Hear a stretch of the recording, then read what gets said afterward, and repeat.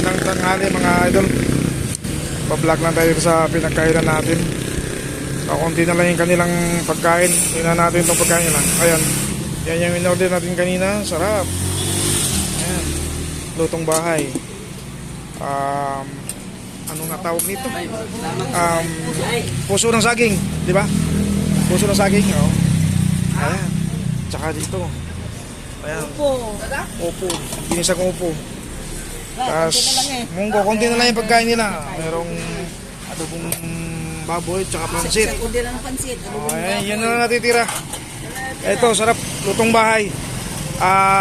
Ito yata yung mayari. Ikaw ba yung mayari, ate? Opo, sir. Yan si ate. Taga Cebu daw siya. Bisaya po ako. Siya, Napadpad sa Cavite. napadpad sa Cavite. Oh, Napadpad sa Cavite. kumustahin mo naman ate yung kamag-anak mo sa Cebu? Ay, mga suon ko sa... Ay, wala na sila sa Cebu. Wala. Laho-doon magabok. Nasa Cagayan, di ba? Cagayan de Oro.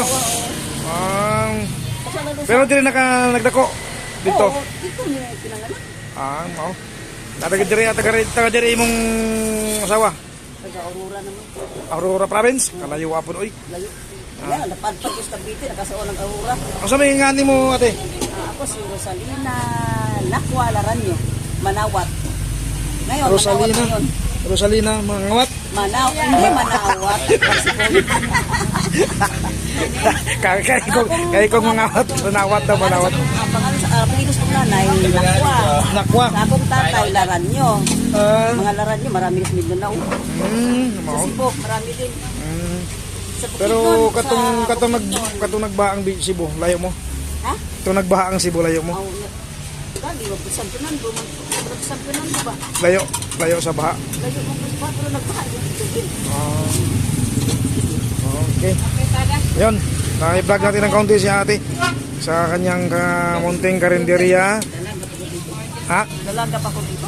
Dalaga pa daw pala siya dito. Ilan ba anak mo ate? Dalawa lang. Dalawa. Okay. Ayun, Dalawa, isang lalaki, isang babae.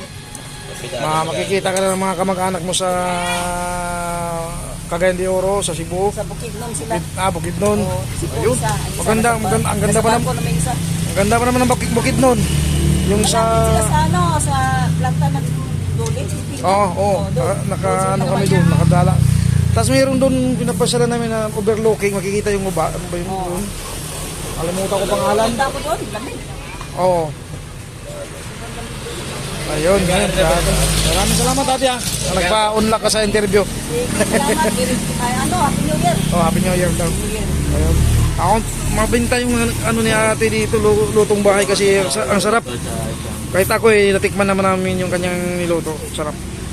So, yun lang po mga idol. Ayan, salamat ng marami.